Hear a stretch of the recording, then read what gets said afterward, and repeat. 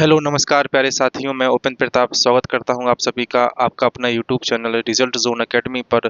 तो मेरे प्यारे भाइयों, जैसा कि आपको मालूम है कि हमने इस प्लेटफॉर्म पर कैलकुलेशन की सीरीज को स्टार्ट किया है, जिस कड़ी को आगे बढ़ाते हुए आज हम पहुंच गए हैं कैलकुलेशन की सीरीज का पार्ट नंबर 29 पर। इससे पहले हमने कैलकुलेशन की सीरीज का पार्ट नंबर 28 तक करवा दिए हैं, जो आपको हमारी यूट्यूब की प्ले में देखने को मिलेंगे। अगर आपने अभी तक उन वीडियोस को नहीं देखा है तो एक बार जरूर देखिए, क्योंकि वहां पर कुछ मैंने ऐसे तरीकों के बारे में बताया है जिनके माध्यम से आपकी कैलकुलेशन बहुत ही आसान होने वाली है। इन वीडियो को देखने के बाद आप कुछ समय बाद अपने आप को ऐसा पाएंगे कि जिन सवालों को करने में मुझे पहले बहुत समय लगता था, आज उन सवालों का हम बहुत ही आसान तरीके से बना पा रहे हैं। तो मेरे भाई, आज हमारे बीच माता रानी का आगमन हो चुका है और माता रानी के आगमन पर आप सभी को बहुत बहुत शुभकामनाएं। और मेरी माता रानी से यही आशा है कि आपने जिंदगी में जो भी सपना देखा है, जिस भी नौकरी की आप तैयारी कर रहे हैं, उस नौकरी को आप जल्द से जल्द पा पाएं और अपने उज्जवल भविष्य की ओर अग्रसर हो सकें। मेरी माता रानी से यही प्रार्थना है कि आप अपने सपने को साकार कर सकें। तो मेरे भाई, आज के सेशन को स्टार्ट करते हैं और देखते हैं आज के सेशन में हमें किस प्रकार की अप्रोच को अपनाना है और प्रश्नों के साथ में इस चीज को हम समझने का प्रयास करेंगे। देखिए आज के प्रश्न में क्या बोला गया, समझने का प्रयास करेंगे। देखिए यहाँ पे बोला गया है कि 555 मल्टीप्लाई बाई 7। देखिए कैसे करना होता है।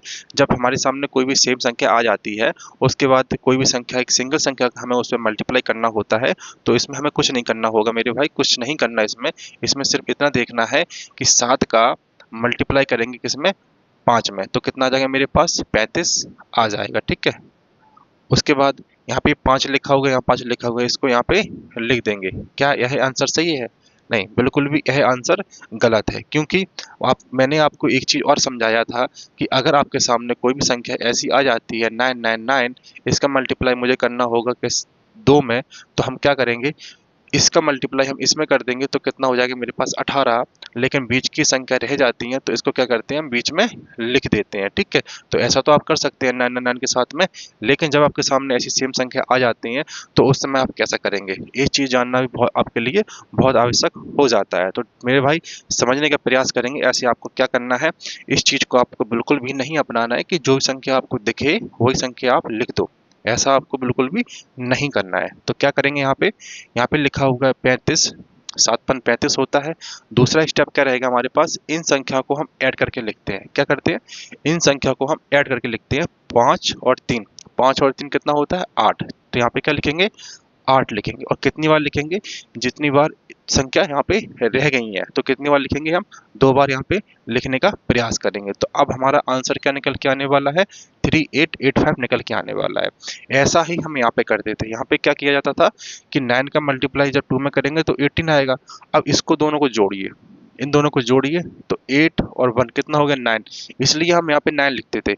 यहाँ पे इसको लिखने का कोई लॉजिक नहीं था, बस इसको ऐड करके लिखते थे। ठीक है। इसलिए मैंने बोला था कि 999 का मल्टीप्लाई जब किसी भी संख्या में आए तो उसको हम क्या करेंगे, पहले मल्टीप्लाई करेंगे, उसके बाद उसको ज्यों के त्यों लिख देंगे बीच में। लेकिन जब संख्या आपके सामने बदल के आए तो वहां पर आपको क्या करना पड़ेगा, वहां पर आपको संख्या ऐड करके ही लिखना पड़ेगा। जैसा कि मैं आपको और समझाता हूँ, समझने का प्रयास कीजिए। इसके ऊपर और सारे प्रश्न उसको आप समझने का प्रयास करेंगे। देखिए मेरे भाई, चलिए देखिए, मेरे सामने लिखा हुआ है 4 4 4 मल्टीप्लाई बाई 6। इसको करिए आप। एक हमारे पास लिखा हुआ है 7 7 7 मल्टीप्लाई बाई 8। इसको कीजिए आप। देखिए 6 चौका कितना होता है, 6 चौका होता है 24। कितना होता है, 24। अच्छा 20 में क्या लिखेंगे, 20 में क्या 4 4 लिखेंगे, नहीं, बिल्कुल नहीं लिखना है। लिखना है हमें 2 बार। क्या करना है, 2 बार तो हमें लिखना है, लेकिन लिखेंगे क्या, लिखेंगे इसका ऐड। 4 और 2 कितना होता है, 4 और 2 कितना होता है मेरे भाई, 4 और 2 6 होता है। तो ऐसे लिखा जाता है इस पे, है ना। ऐसे ही यहाँ पे करेंगे। 8 का मल्टीप्लाई साथ में करो, 8 7 कितना होता है, 8 7 होता है 56। कितना होता है, 56। अच्छा बीच में क्या लिखेंगे हम, 2 बार। बीच में क्या लिखेंगे, बीच में लिखेंगे इन दोनों का ऐड। 6 और 5 कितना होता है, 6 और 5 होता है 11। तो इसको 11 लिख देंगे। क्या यह आंसर आएगा, नहीं, यह आंसर नहीं है, क्योंकि बीच में दो दो संख्याएं हैं, इनको हम यूनिट डिजिट के साथ में सॉल्व करेंगे। तो लास्ट की संख्या लिखिए यहाँ पे, 6 का 6 आ गया, 11 की यहाँ पे 1 आ गया, 11 की 1 हासिल इसमें आ गई, तो यहाँ पे कितना 12 आ गया, 12 की यहाँ पे 2 आ गया, हासिल 1 इधर आ गई, तो 5 और 1 कितना हो गया, 6 आ गया। तो आंसर क्या निकल के आ गया, 6216 हमारा आंसर निकल के आ गया। ठीक है मेरे भाई। तो इस तरीके से आपको करना है, कोई भी संख्या आपके सामने आ जाए, जैसा कि यहाँ पे 9 9, 9 का मल्टीप्लाई करना है मुझे 5 में, तो कितना आ जाएगा, 9 पन कितना होता है 45, ठीक है, इसको ऐड कीजिए, 5 और 4 9, ठीक है। तो 9 के साथ में हमेशा क्या केस रहता है, 9 के सामने हमेशा यह केस रहता है कि जब भी 9 का मल्टीप्लाई हम किसी संख्या में करते हैं तो उसका ऐड हमेशा 9 ही आता है, उसका ऐड हमेशा 9 ही आता है, इसलिए हम बीच में क्या करते थे, बीच में डायरेक्ट ही इन संख्या को उठा के यहाँ पे लिख देते थे, ठीक है। लेकिन जब आपके सामने कोई संख्या अलग प्रकार की आ जाए, जैसे कि 111 आ जाए, जैसे कि 2 2 2 का मल्टीप्लाई करना हो, 3 3 3 का मल्टीप्लाई करना हो, 4 4 4 का मल्टीप्लाई, या 5 5 5 का मल्टीप्लाई, 6 6 6 का मल्टीप्लाई, या 7 7 7 का मल्टीप्लाई, 8 8 8 का मल्टीप्लाई, तो क्या करना है, जैसे कि यहाँ पे करेंगे हम किसका, 4 का, यहाँ पे करेंगे 3 का, यहाँ पे करेंगे 6 का, यहाँ पे करेंगे 7 का, यहाँ पे करेंगे 8 का, यहाँ पे 9 का, यहाँ 4 का। देखिए अब क्या करना है, समझने का प्रयास कीजिएगा, है ना, बहुत ही आसान तरीका है। इस आसान तरीके से आप ऐसे प्रश्नों को बहुत ही प्यारे तरीके से बना पाएंगे। देखिए सबसे पहले इसका मल्टीप्लाई इसमें करो, 4 दूनी कितना होता है 8, तो कैसे लिखेंगे 0 और 8 ऐसे लिखेंगे ना, और इसको क्या करेंगे ऐड करके लिखेंगे, 0 और 8 को ऐड करो तो 8 हो गया, 8 हो गया, आंसर हो गया।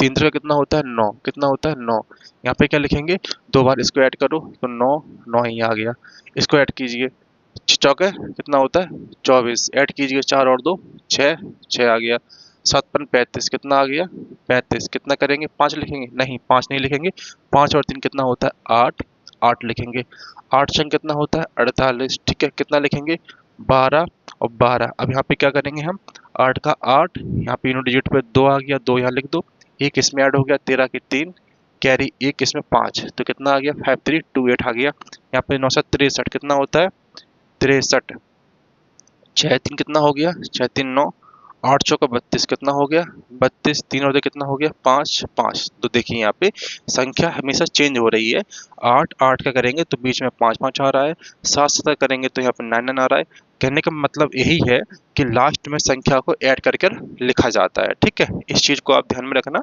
कभी भी आपके प्रश्न गलत नहीं होंगे, ठीक है, सारी चीजों को मैंने आपको यहाँ पे बता दिया है। चलिए आगे देखते हैं, 16.66% ऑफ 366, इसको देखिए, एक संख्या होती है 16.16%, इसको हम क्या बोल सकते हैं 16 सही 2/3%। अच्छा इस चीज को बताइए कि इन दोनों की फ्रैक्शन वैल्यू क्या होती है, इन दोनों की फ्रैक्शन वैल्यू क्या होती है, इस चीज को आप मुझे बताइए। 16 सही 2/3, इसका जो परसेंट, इसका जो फ्रैक्शन वैल्यू होती है वो 1/6 होती है। जस्ट इसी को 2/3 है ना, इसी 2/3 को हमने पॉइंट में लिख दिया है, तो लेकिन मान तो वही है, तो इसका भी क्या रहेगा 1/6, मतलब संख्या वही है, बस इसको पॉइंट में कन्वर्ट करके हमने लिख दिया है, तो इसका मान क्या है 1/6 है, ठीक है। तो यहाँ पे क्या करेंगे हम, इसकी वैल्यू क्या हो जाएगा 1/6 हो जाएगा, मल्टीप्लाई 366 में, काटिए इसको, 6 छंग 36 और 6 एकम 6, तो कितना आंसर आ जाएगा मेरा 61 हमारा आंसर आने वाला है, ठीक है।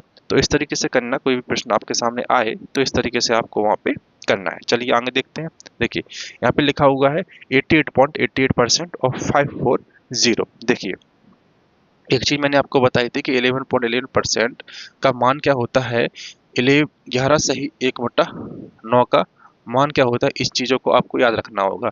11 सही 1/9% का जो मान होता है वो कितना होता है मेरे भाई, वो होता है 1/9, कितना होता है 1/9 होता है।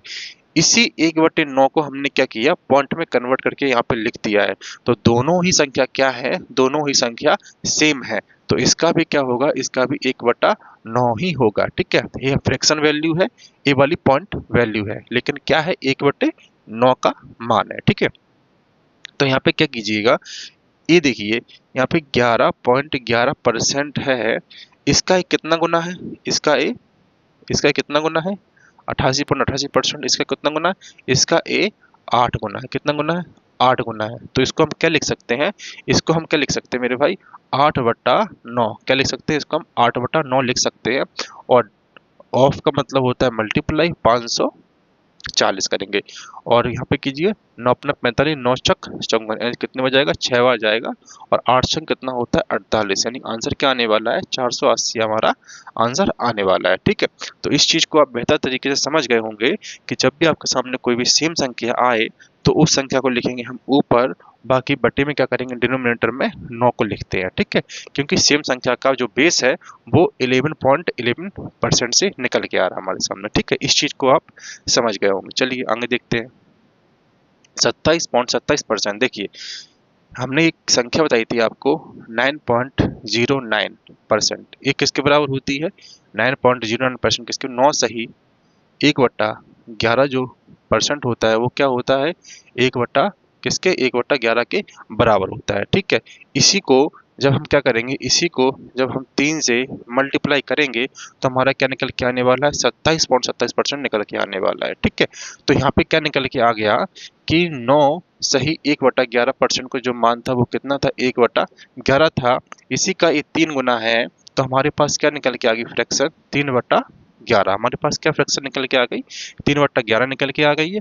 अब इस 3/11 को जब हम 352 के साथ में मल्टीप्लाई करेंगे तो 11 से काटिए, 11 तो यहाँ पे कितना आ जाएगा, 32, और इसको देखिए यहाँ पे आ जाएगा 6, यहाँ पे आ जाएगा 9, तो आंसर क्या आने वाला है मेरा, 96 आंसर आने वाला है। ठीक है, इस चीज को आप समझ गए होंगे कि 27.27% क्या होता है, 9.09% के बराबर, यानी कि 9 से ही 1/11% के बराबर होती है। इन चीजों को आपको फ्रैक्शन के साथ साथ इनको आपको पॉइंट में भी याद रखना होगा। ठीक है, तो पॉइंट में याद रखना काफी जरूरी है। पॉइंट में संख्या आपके लिए काफी कंफ्यूजन पैदा कर देती है। ठीक है, तो पॉइंट में संख्या को याद रखना बहुत ही जरूरी हो जाता है। चलिए यहाँ पर क्या बोला गया है, 555 इज डिवाइडेड बाई 37। देखिए 37 का एक नियम होता है, वो नियम क्या होता है कि 37 का मल्टीप्लाई जब हम किसी भी 3 में करते हैं तो उसका जो आंसर निकल के आता है तो 111 निकल के आता है। ठीक है, इसी के साथ में जब 111 में हम 37 का क्या करेंगे, भाग करेंगे तो हमारे सामने क्या निकल के आएगा, 3 निकल के आएगा। कहने का मतलब ये रहा कि 37 और 3 का क्या होता है, कॉम्बिनेशन होता है। 37 अगर 3 के साथ में गुणा होगा तो 111 निकल के आएगा। अब इसी के साथ में जब 111 में 37 का डिवाइड होगा तो 3 निकल के आएगा। तो जहां भी आपको क्या करेंगे, जहां भी आपको 37 दिखे तो उसमें सबसे पहले क्या करेंगे, 3 का मल्टीप्लाई करेंगे। तो 3 का मल्टीप्लाई करने से होता यह है कि वो संख्या 111 में कन्वर्ट हो जाती है।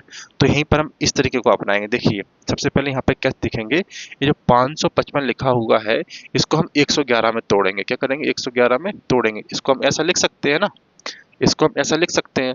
और नीचे लिखा होगा मेरे पास 37, 37 से काटिए, 3 बार कितने बार जाएगा, 3 बार जाएगा। अब 3 का इसमें मल्टीप्लाई कर दो, कितना आने वाला है, 15 आंसर आने वाला है। ठीक है, तो इस चीज को आप समझ गए होंगे कि जब भी आपके सामने सेम संख्या दिखे तो सबसे पहले क्या करेंगे, उसको 111 में हम कन्वर्ट कर लेंगे।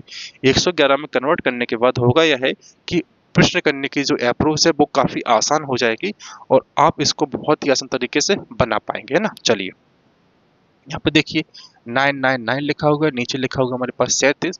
और मैंने बताया क्या था कि जब सेम संख्या हो तो क्या करते हैं, सबसे पहले 3 से मल्टीप्लाई करते हैं या फिर उस संख्या को 111 में कन्वर्ट कर लेते हैं। तो 111 कैसे कन्वर्ट करेंगे, यहाँ पर 111 करेंगे, मल्टीप्लाई बाई 9 होगा और नीचे लिखेंगे हम 37। और 37 का जब इससे हम काटेंगे तो हमारा कितने बार जाएगा, 3 बार कटेगा। और 9 3 कितना होता है, 9 3 होता है 27। तो आंसर क्या निकल के आने वाला है मेरा, 27 मेरा आंसर निकल के आने वाला है। ठीक है, तो इस चीज को आप बेहतर तरीके से समझ गए होंगे और इन प्रश्नों का अभ्यास करते करते आप अपने आप में एक समय के बाद इतने परिपक्व हो जाएंगे कि जब भी आपके सामने ऐसे प्रश्न दिखेंगे तो आप इन प्रश्नों को चुटकियों में आसान तरीके से कर रहे होंगे। ठीक है, जब मैथ्स की प्रॉब्लम को आप सॉल्व करेंगे तो वहां पर इन अप्रोच को आप लगाइएगा।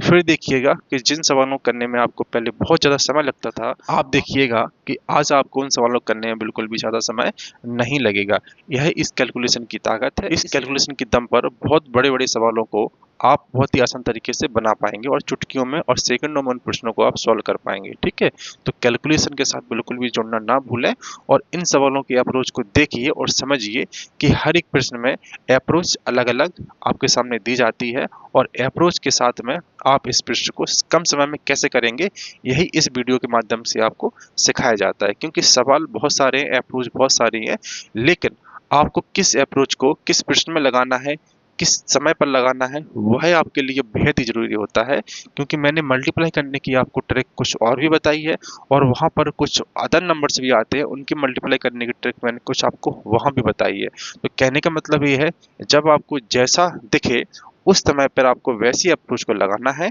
ठीक है। यही समझने का प्रयास कीजिएगा, क्योंकि एक चीज़ नहीं होती है, एक चीज़ के साथ में आप हमेशा ही चलते रहेंगे तो कहीं न कहीं पे आप फँस सकते हैं, ठीक है? तो आपको आज के दौर में काफ़ी चीज़ों को जानना होगा, काफ़ी अप्रोच के साथ काम करना होगा, क्योंकि अप्रोच के साथ आप काम करेंगे तब तब जाकर आपके नंबर्स जो हैं काफ़ी आसान होंगे और आप अपनी तैयारी को काफ़ी अच्छा बूस्ट कर रहे होंगे, ठीक है मेरे भाई?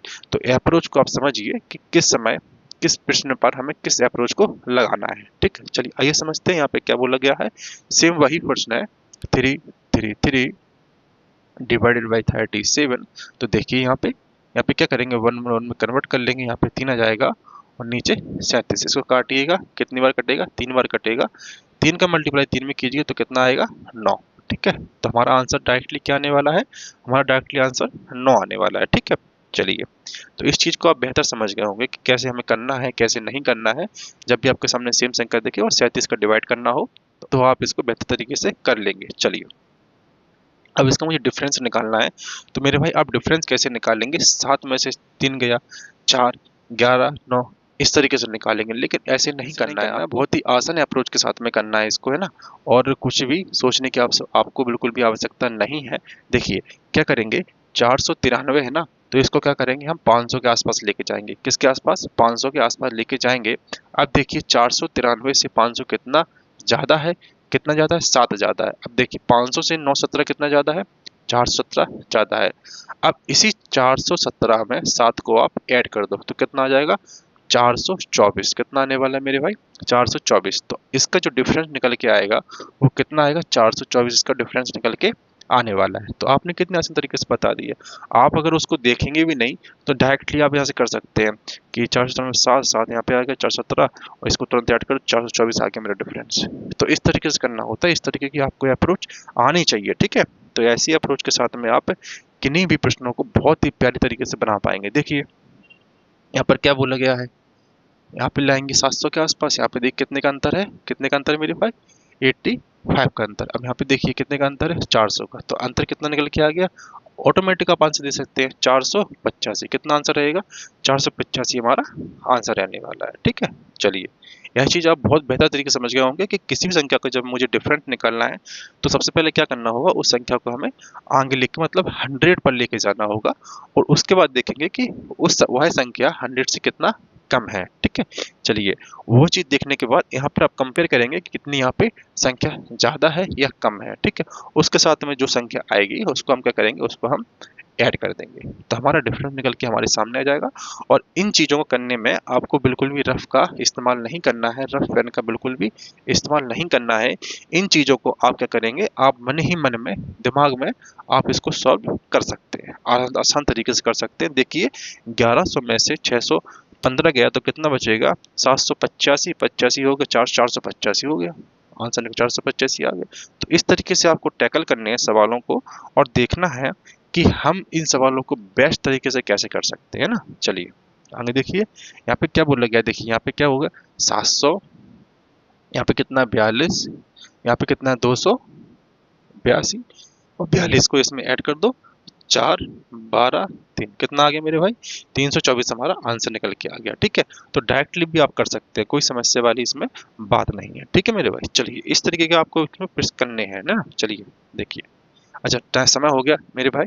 रिजल्ट जोन अकेडमी हमारे यूट्यूब चैनल का नाम है और आप चैनल पर यदि नई है और आपने अभी तक हमारे चैनल को सब्सक्राइब नहीं किया है तो चैनल को सब्सक्राइब जरूर कर लें, क्योंकि यहाँ पर आपको कंपटीशन से रिलेटेड हर एक प्रकार की जानकारी दी जाती है और आपकी कैलकुलेशन को बूस्ट कराया जाता है, ठीक है। कुछ समय के बाद में यहाँ पे मैथ्स, रीजनिंग, जीएस सारे विषयों की जानकारी आपको प्रॉपर रूप में दी जाएगी फाउंडेशन बैच के साथ में, वो भी निःशुल्क। तो मेरे भाई इस चैनल से जुड़ना बिल्कुल ना भूलें। इस कैलकुलेशन सीरीज के कंसेप्ट अगर आपको अच्छे लगते हैं तो इस वीडियो को लाइक और अपने दोस्तों के साथ में शेयर जरूर करें और इसी कड़ी को आगे बढ़ाते हुए मिलते हैं एक नए वीडियो के साथ। तब तक के लिए धन्यवाद। जय हिंद, जय भारत।